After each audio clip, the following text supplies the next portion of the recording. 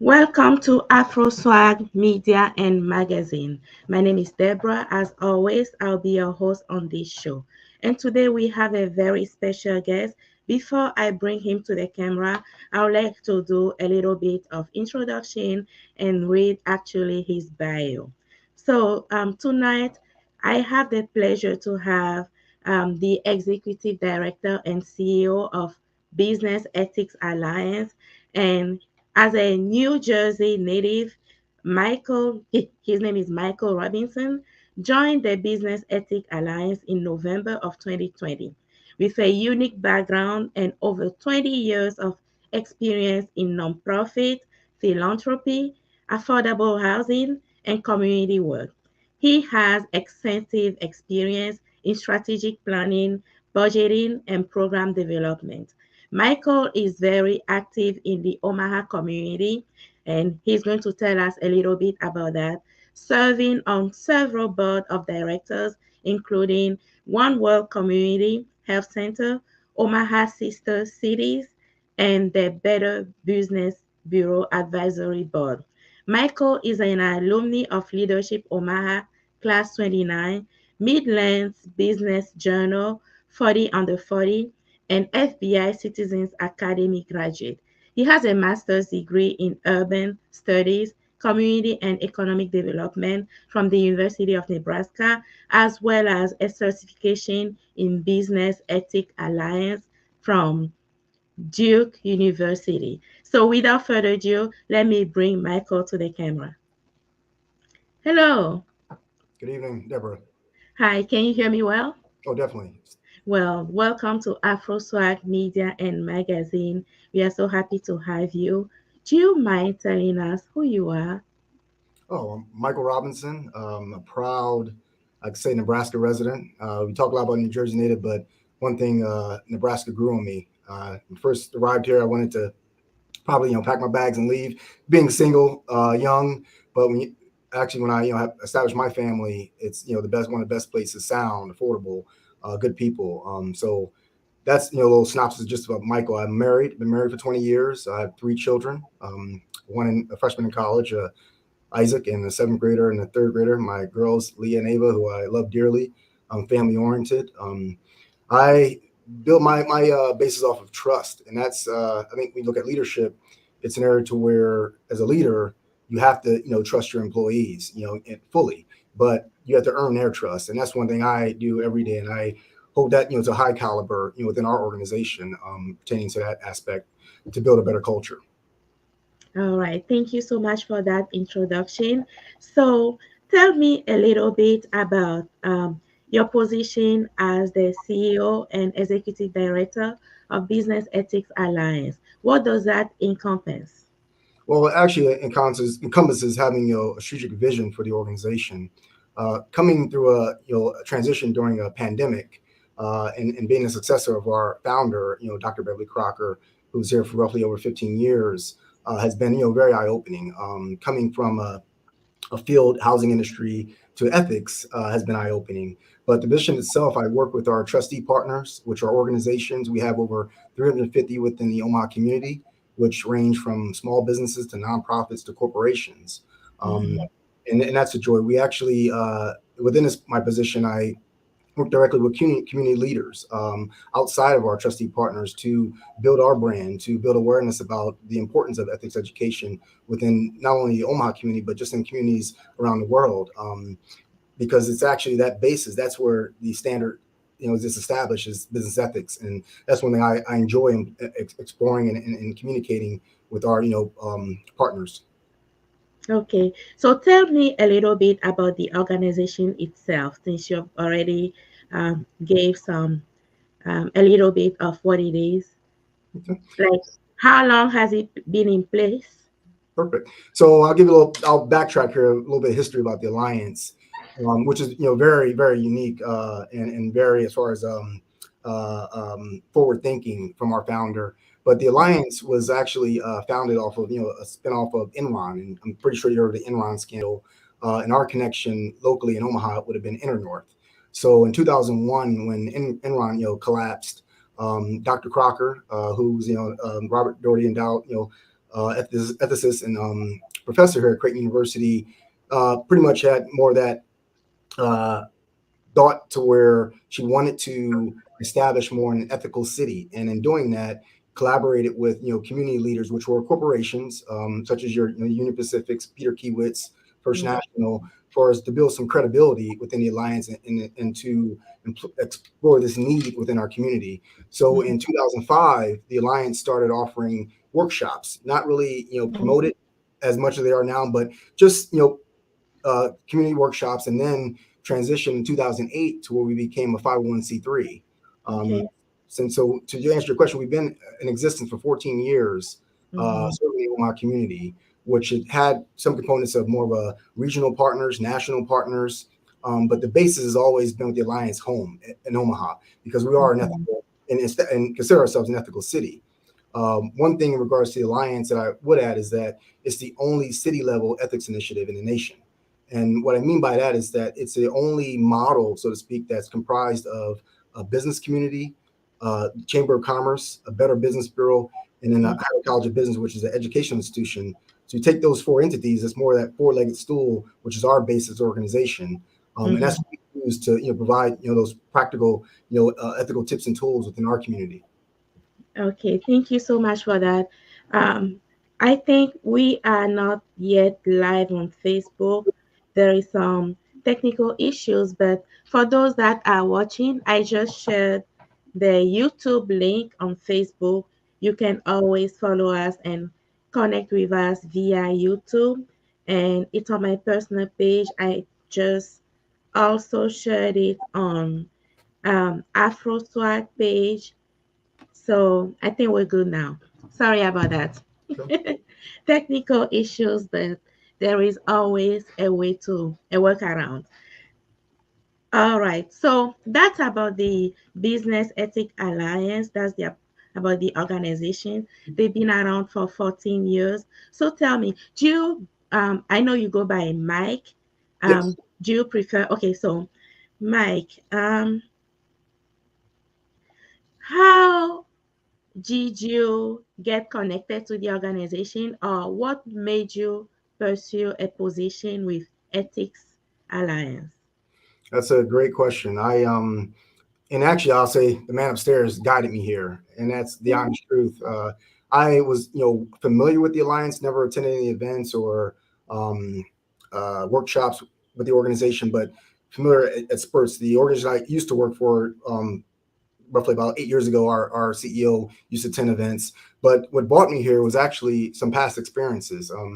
I've actually was on the other side, in this obviously in the same capacity role, but have been on the end of experiencing unethical situation, and that was pretty much tough for me to handle. And I think that was part of my drive, internally, to help others, help other business partners, help other individuals that I can actually connect or uh, uh, more empathize with in Mhm, this field. So having that base helps me to actually tell those stories that people can connect with. And mhm, the thing is, I think ethics has always been front of mind. Even from a young age. My mother, I consider her the most ethical person. Right side of my wife, who lives with integrity, and mhm, if it doesn't look right, you don't do it. And that's how I grew up. Treat individuals with respect. So it's that basis, that foundation, from a younger age that helped me, I think, prepare for this position. In life, mhm. we all have experiences that guide us, and those life experiences has guided me to the Business Ethics Alliance. Wow, that's really neat. So, my next question for you is, how does the organization help solve problems within other organizations? Hmm. So the alliance, I mean, we solve problems by promoting an environment where discussion and practice of business ethics is encouraged and expected. Our vision at the alliance, Deborah, is like to establish Omaha as center for business ethics. One thing that the alliance holds true is that the alliance believes that a city's ethical culture directly influences its ability to recruit new businesses, but most Mhm. importantly, create new jobs, retain employees and retain talent, but also look at employee engagement. And the Okay. last thing with the alliance is that ethics in general is the heart of our business community. And by offering like city level as far as events, speakers, trainings, we educate and provide awareness, throughout the business community. That's one thing we hold highest with the Alliance, as far as, when you look at problem solving. It's in actually creating a space for individuals that can be open, be themselves, and not look, I guess, for an answer, but just dialogue amongst, similar, minded individuals that are Mm-hmm. sometimes, dealing with the same issues, or you may pretty much have those jewels that, or pretty much have that, that aha moment through Mm-hmm. conversation that could actually, it can help an individual solve an issue within their organization. Mm-hmm. Okay. And what are some of the activities that you guys have? So the Alliance, what we, as far as activities, it's or programs and services. It's we do consulting, so some, one-on-one with leaders. We do Mm-hmm. workshops with businesses, and those businesses consist of nonprofits, small businesses, and corporations. We Mm-hmm. host, an annual conference, which is ethics based, and I believe you were there last year. And thanks for, Mm-hmm. hope you enjoyed it. And then lastly, it's through our signature events. We offer 6 signature events annually. And one step that we made, this year, Deborah, was to provide those events free of charge for the community. And that was the focus of, just so that we can eliminate barriers for ethics Mm-hmm. and to establish more of an ethical Omaha, and to get deep into companies, their culture. Mm-hmm. So by doing that, we also offer, as far as 1.5 credit hours for CPEs and CLEs. So Mm-hmm. I think it's actually tough to say no, or not, get involved with the Alliance, or because actually Mm-hmm. taking something back, taking that gift back of ethics to your organization. Mm-hmm. Wow, that's amazing. And actually,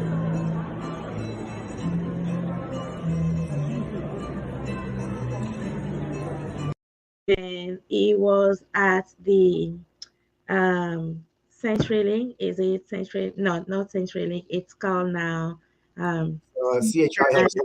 Health Center. And I do have a short clip that I'm going to show and a follow-up question on that. Positive difference in the greater Omaha community through our business ethics practices.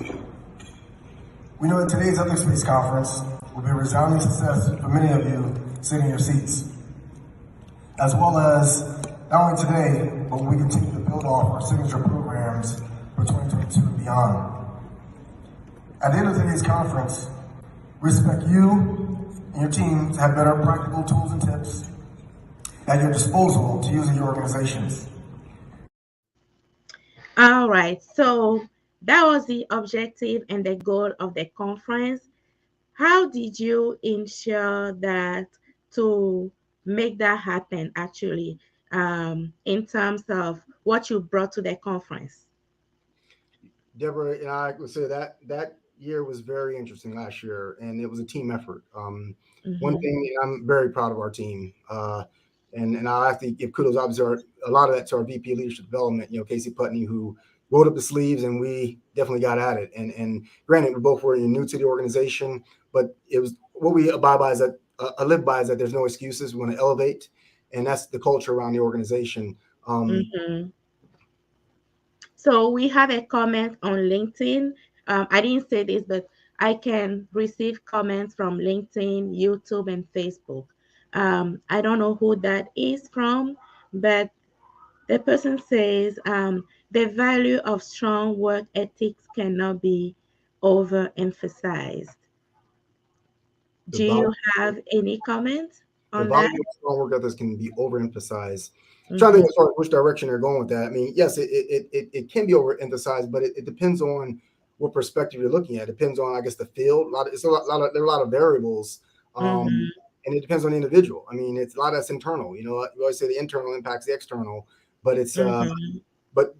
I mean, throw a shout out here as far as the value of strong work ethic.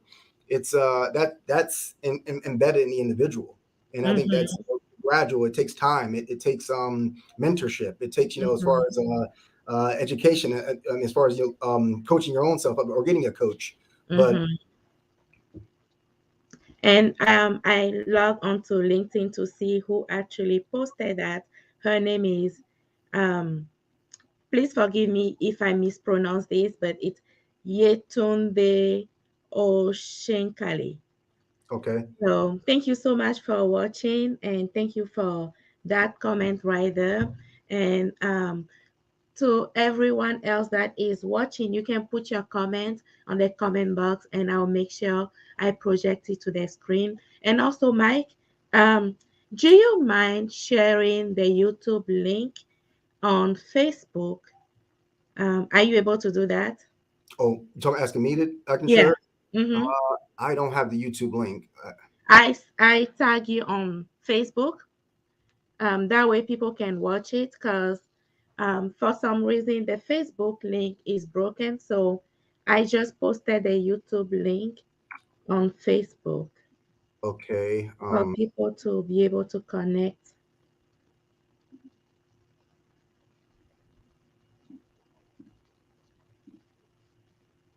Because I'm receiving some questions, people asking about the YouTube link. I mean the Facebook link. Okay. So did you send this to me, Deborah? I'm trying to access. Um, I tagged you on it. Uh, Okay, here we go again. I just tagged you again. Let me send you the link. okay. I see it here. Oh, you got it? Okay. Yeah, so you want me to just add it to my profile? Yes, please. Okay. I did that. Okay, perfect. I think now our Facebook audience can connect now. I I'm apologize for that, but I'm gonna send you a bill for that, Deborah. Okay. I knew I was gonna be working right now.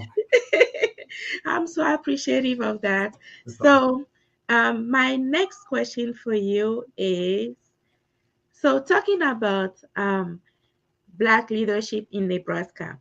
How is your organization doing in terms of DEI? And it doesn't just have to be, the Black, but we can, add the whole BIPOC population.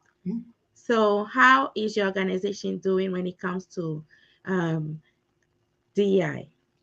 I mean, well, first of all, I mean, the alliance, we keep, DEI front of mind. It's a part of ethics. It's a part of, every organization's culture. Mm-hmm. But I think, as you referenced earlier, DEI goes beyond race. Yes.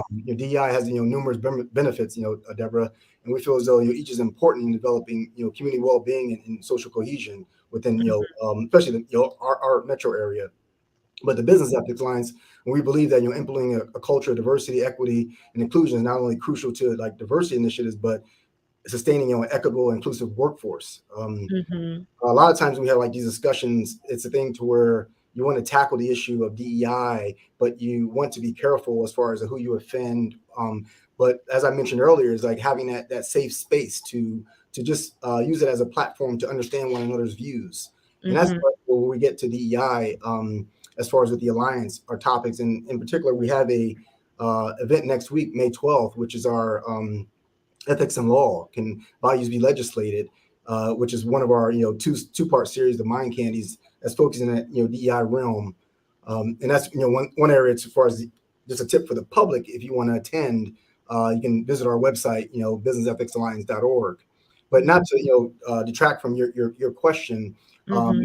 DEI to high DEI to high standards, and it's an area to where we want to go beyond just the, as I mentioned, the race, and look at the inclusive aspect. The how is equity determined? Because there is a difference between equity, for one, and equality, per se, with individuals, and then so are things that obviously create a better understanding within the Omaha community, but Mm-hmm. also hear individuals' views and beliefs. So, is that the website that you're at? Excuse me. Is that the website? Yeah, Business. that's actually where you can find our signature events, Okay. DEI. So anyone watching and interested in learning or attending any of the signature events, you can go to www.businessethics.alliance.org. We will take a quick break. Don't go away. Stay with us. We will be right back. Top achievers over the age of 50 contribute just as much to our community in the areas of innovation, community, business, healthcare, and nonprofit. Like many other communities around the country, join us in recognizing and celebrating their accomplishments. Nominate someone for the 50 Over 50 NE Awards at www.50over50ne.com. All right, we are back live on YouTube, Facebook, and LinkedIn. Thank you so much, Mike, for joining us today. And we are so appreciative of the time you took to sit with us and, just bring some clarities on what it is to, um, when we say Business Ethics Alliance and your organization, your impact in this community, and what it is that you guys do. Thank you so much. My next question is, what approach will it take to educate entrepreneurs when it comes to business ethics? Deborah, we view, and back to that inclusivity, like everyone the same, whether it's an entrepreneur, small business, nonprofit, or, Mm-hmm, individuals that are in the C-suites. Because ethics is, like I said, has to be front of mind for all of us. But, mm-hmm, truly effective, our message much must reach many individuals. And mm-hmm, effort, the Alliance has done to expand, business ethics dialogue and education at work is that we target, as I mentioned, the for-profit and nonprofit organizations so that mm-hmm, they can actually, use their collective behaviors and, create, successful businesses with an ethical foundation. Um, mm-hmm, in doing that, we work with executives, management, young professionals, and even mm-hmm, college students for, our emerging leaders program. mm-hmm. That's very neat. So, I know one of the questions that when preparing for this interview was, what is your unique value proposition? And your answer was um, that you are the only city level ethics initiative in the nation that comprises the business community, the Greater Omaha Chamber, and the Better Business Bureau and Creighton Hyder College of Business. Correct. My follow-up question to that is any other city or state looking forward to, have you been approached by any of those to implement what you guys have going on here in other cities? That's a great question. There's currently, to my understanding, over 25 ethics organizations. Mm-hmm. Closest to us would be Oklahoma City. Okay. And there's different, as far as, I guess levels of how ethics is provided. Some are provided just on platforms to where you provide panelists. Some are Mm-hmm. research based. Some are universities to where it's more like within the philosophy Mm-hmm. department. But as I, referenced earlier, is that the brainchild, of Dr. Crocker, on our initial, formation, there was, partnerships established, and we have one in particular with Ethical Systems in New York City. That's our, one of our, say, national partners. But prior to that, there has been, connections of other individuals internationally, other partners Mm-hmm. internationally.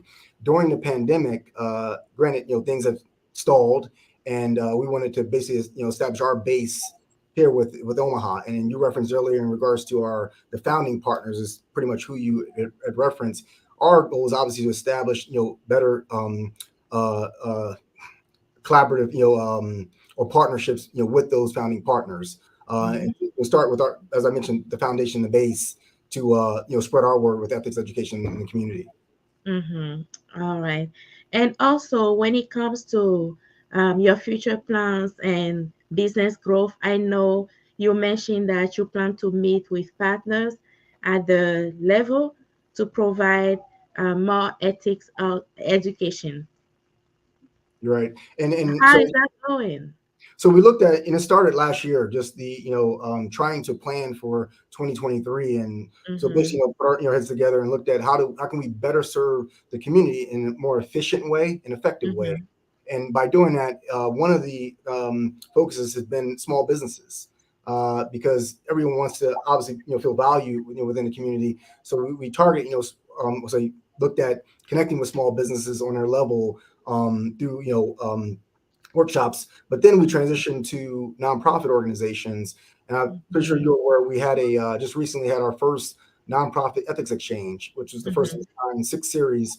But that was actually a partnership through the Whites Family Foundation, to where Mm-hmm. nonprofit organizations can get ethics education at no cost, to where we're not just focusing on one individual, we're focusing on the HR director, the board, the CEO, your marketing director.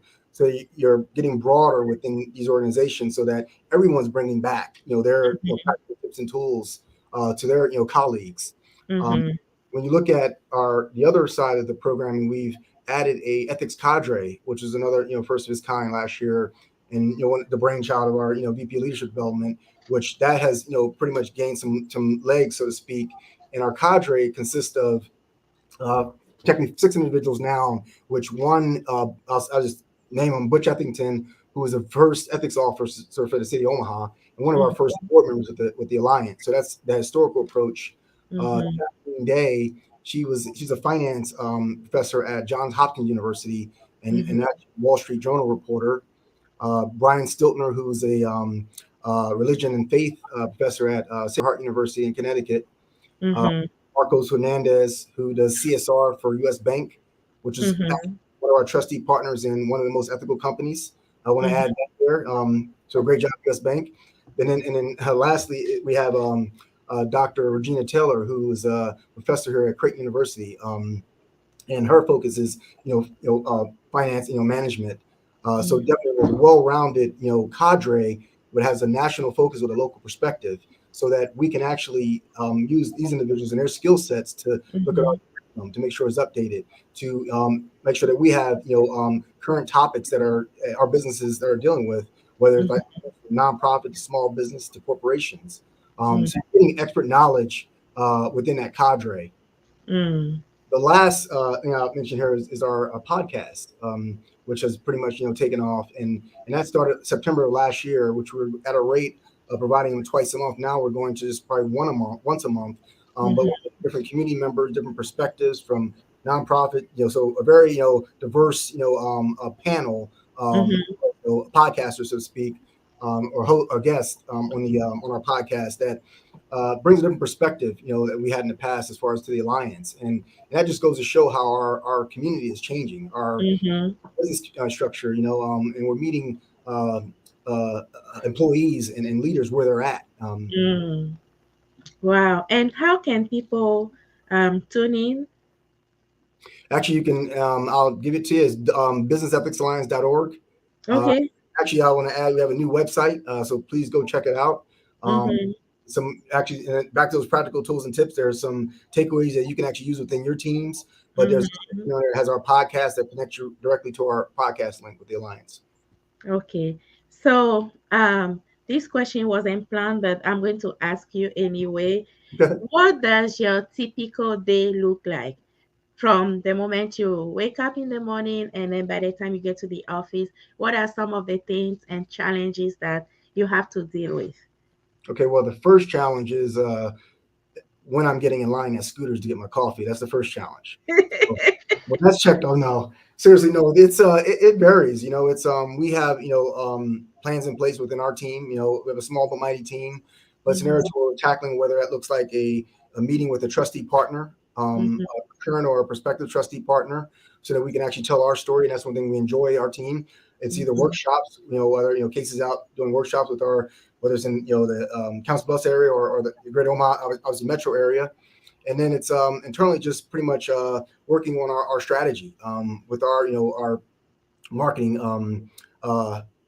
consultants as far as to tell our story with the Alliance. So it varies, Deborah, within the day here. It's not like we don't have. That's one thing I enjoy about the position is that you're not doing the same thing every day. It's something new. It's an area to where you have those ebbs and flows, like with some organization, to where those downtime, but also you have it to where you're nonstop. But it's a thing that always preaches that during those downtimes is when you not only push reset, but you basically take another look at your game plan and how you want to execute it. Because they always say you want to, obviously you can change the plan, but never the goal. Can change the plan, but never the goal. I like that.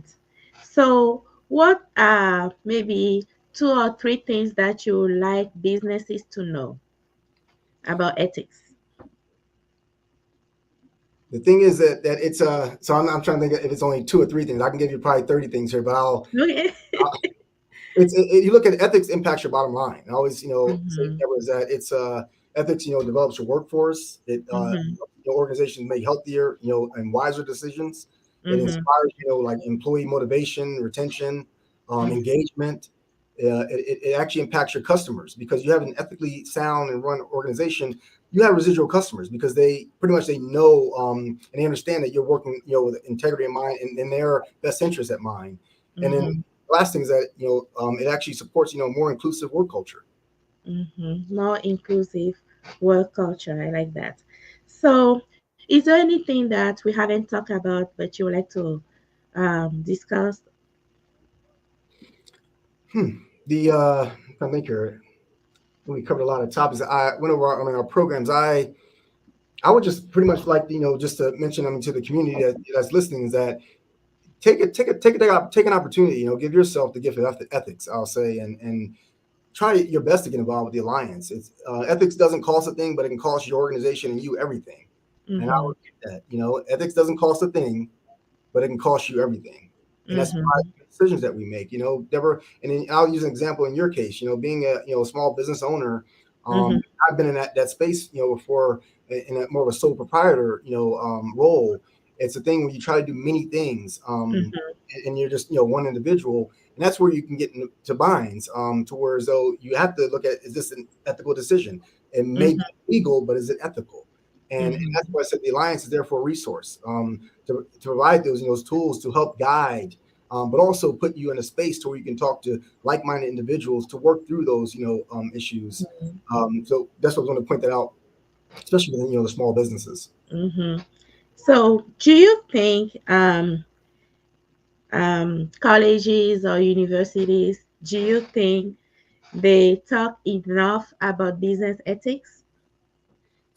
I can't speak for all, and I don't want to sound self-serving here, but one thing I can say is that at Creighton we have partners. Obviously, that's we're housed Hatter College of Business, and Mm-hmm. ethics is front of mind, one of the ethical universities. We have partners at University of Nebraska at Omaha. Mm-hmm. Dr. Aaron Bass there, and Metropolitan Community College, and so trying to branch out within the educational institution because that's our foundation. We're sending these individual students, young adults, into society equipped, and we're Mm-hmm. doing that ethical armor, and that's one thing as far as why it has to be front of mind within, because you're actually you're saving I guess employers a lot of heartache at times because you're Right. getting someone prepared, and that's Mm-hmm. what I think we get out of it as far as working with our college students. Tell me about your monthly breakfast. Okay. So it's actually we have two breakfasts. So to circle back around, we have 6 signature events. So there's 2 breakfast events, executive breakfasts, and Mm-hmm. those in particular, and traditionally they were geared toward CEOs and executives, where we had CEOs on the panel. And granted, that has not changed. We just looked at as far as the audience, because Mm-hmm. when you look at like and I'll use the pandemic again for example, a lot of CEOs pretty much seen that human element with their teams, like life was happening in front of them, Mm-hmm. and they were able to see like their staff members, some struggling, some thriving, but an area to where it became a reality. And within like our signature events, the breakfast in particular, it's an area to where we have a platform now to where you have diversity of thought, meaning from different levels, different positions, so that CEOs are learning from senior execs or entry level or small business owners. Mm-hmm. We're all doing life together, and so that's one of the changes we've had to our executive breakfast events. Mm. But those are actually twice a year. We have Twice a year. Okay. 2 breakfasts and 2 lunches, and then 2 Mm-hmm. mind candies, which are geared to more that DEI focus. Mm-hmm. And also to anyone who has tuned in tonight, you can always go to www.businessethics.alliance.org to get additional information on all the activities. Um, Before we go, we'll take another commercial break. Don't go away. It's just 30 seconds. And then when we go back, if you have any shout out to anyone or any last comment, we will be able to take it. Don't go away, stay with us. This magazine caters to all African nationwide. It doesn't matter if you're in the Midwest, East Coast, wherever you are, you can use this magazine to have more visibility and to tell your story.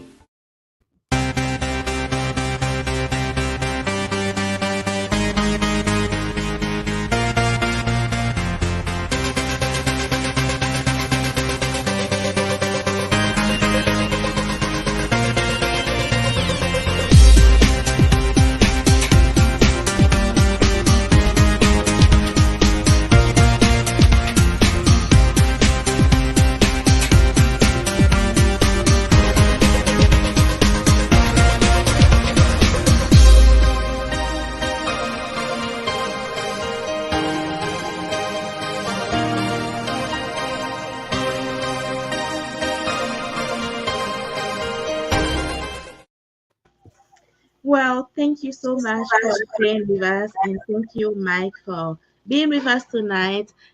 So would you like to give any shout out to anyone? I'd like to thank obviously our you for hosting or having me here tonight this evening. It's been a pleasure to get to know you better and obviously my respect level increase for your passion for the community and getting voices heard. And I think that's a key thing. To have platforms like this to have that dialogue and to actually share those jewels that we have within the community. And I consider Mhm. the Alliance that jewel within our community and like I said, use us in that aspect of as far as Mhm. the education that we can provide your organization or you as an individual. Mm. Well, thank you so much. We do appreciate it. And to any business owner, any organization, any institution out there, this is a great resource in the Omaha community. If you need help, you can always go to www.businessethics.alliance.org, and Mike is available to help and to connect you with any resources, or just to provide you with any education when it comes to business ethics, and also connect you with other resources. Thank you so much for tuning in. And oh, I think we have a comment here. It's Oh, they said thank you, Michael Robinson, for the highly informative discussion on work ethics. Let me try to find out who that is. Give me just a second here. I'm going to LinkedIn. Oh, it's Miss Oshinkale. I'm sorry if I mispronounce your name, but thank you so much for tuning in. And she's watching from LinkedIn. Thank you. Thank you. And until next, be safe out there and have a very good night.